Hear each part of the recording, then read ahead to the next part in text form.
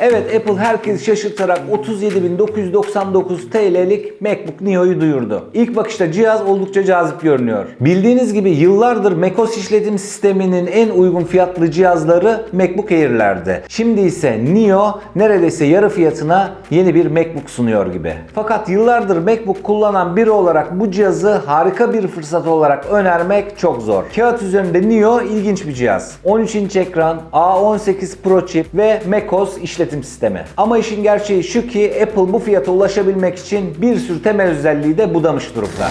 Şöyle düşünün, bu cihazda sadece 8 GB'lık bir RAM var ve bunu yükseltemiyorsunuz. Ayrıca 2 tane USB-C portu bulunurken bunlardan bir tanesi 3.0, diğeri ise enteresan bir şekilde 2.0 olarak geliyor. MagSafe yok. Aydınlatmalı klavye yok. Yani Neo adeta MacBook gibi görünmek isteyen bir laptop gibi. Side-feeding hoparlörler ilginç ama sadece 2 tane var. Biliyorsunuz MacBook Air tarafında tam 4 adetti. Yani Neo biraz eksik olarak piyasaya sürülmüş. Yani bu fiyat bandında Neo yerine farklı bir alternatif düşünmek çok daha mantıklı. Örneğin iPad artı klavye kombinasyonu. Özellikle öğrenciyseniz ve hafif işlerle uğraşıyorsanız Neo'ya para vermek yerine bir iPad almak çok daha akıllıca olur. Ama diyelim ki bir MacBook istiyorsunuz. İşte o zaman da gözünüzü bence MacBook Air'e çevirmelisiniz. Çünkü MacBook Air Apple ekosisteminin piyasadaki en ucuz ve performanslı cihazlarından biriydi. Ve halen de teknik olarak aslında Neo'ya nazaran hem güçlü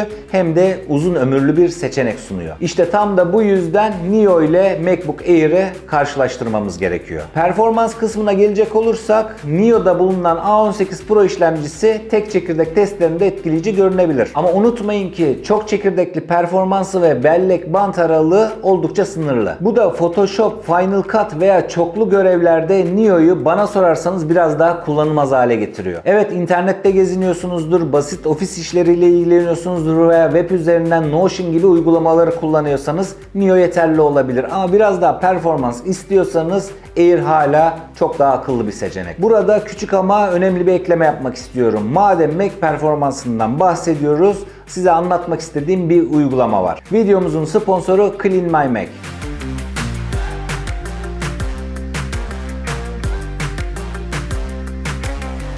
Burada özellikle şunu da belirtmek istiyorum. Ben bu sponsorluk anlaşmasından önce de zaten yaklaşık 10 yıldır tüm cihazlarımda bu uygulamayı kullanıyorum ve çok memnunum arkadaşlar. Bu yüzden de böyle bir teklif alınca tabii ki seve seve kabul ettim. Mac kullananlar bilir. Zamanla sisteminizde cache dosyaları, eski loglar ve birçok uygulama birikiyor. Ve tabii ki buna bağlı olarak depolama alanınız da hızlı bir şekilde doluyor. İşte tam da burada Clean My Mac yardımınıza yetişiyor. Özellikle Smart Care özelliği inanılmaz pratik çalışıyor. Tek tıkla sisteminizi tarıyor, gereksiz dosyaları temizliyor, performansınızı kontrol ediyor ve güvenlik tarafını da hızlıca gözden geçiriyor. Bir de benim vazgeçemediğim Space Lens modülü var ki bence sadece bu özellik için bile bu uygulama alınır.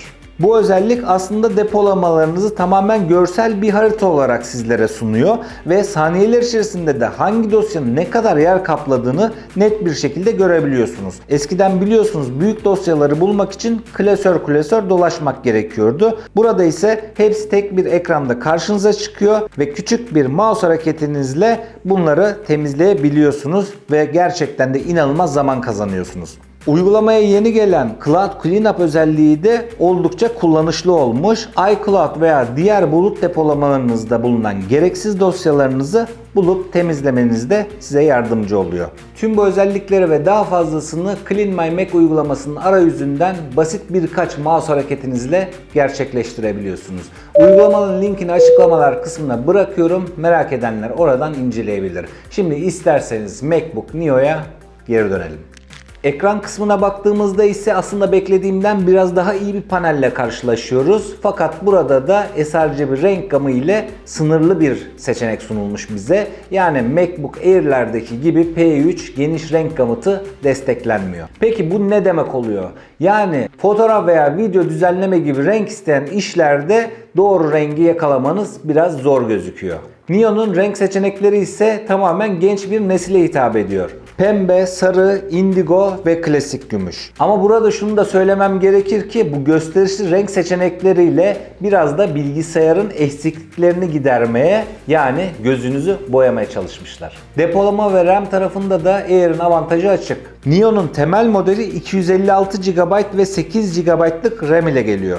Air'in ise 512 GB ve 16 GB'lık RAM'ine bakınca fark çok net ortada arkadaşlar. Neo sadece bir depolama yükseltme sunuyor ve RAM sabit kalıyor. Yani geleceğe yatırım yapmak isteyenler içinse ciddi bir dezavantaj. Özetle MacBook Neo Apple'un en ucuz Mac denemesi ama bana sorarsanız eksiklikleriyle göz boyayan bir cihaz. Öğrenciyseniz veya sadece basit işler için bir MacBook arıyorsanız tabii ki fiyat cazip olabilir. Ama birçok kullanıcı için MacBook Neo hayal kırıklığı yaşatacak kadar eksik bir cihaz. Yaratıcı işler yapıyorsanız, dosya yönetimi ve performans sizin için önemliyse, bütçenizi zorlamak veya hatta uygun fiyatlı ikinci el temiz bir MacBook Air almak iyi bir seçenek olarak duruyor. Kısacası Neo Apple logosu ve renkleriyle dikkat çekiyor ama birçok kullanıcıya yetemeyecek bir cihaz.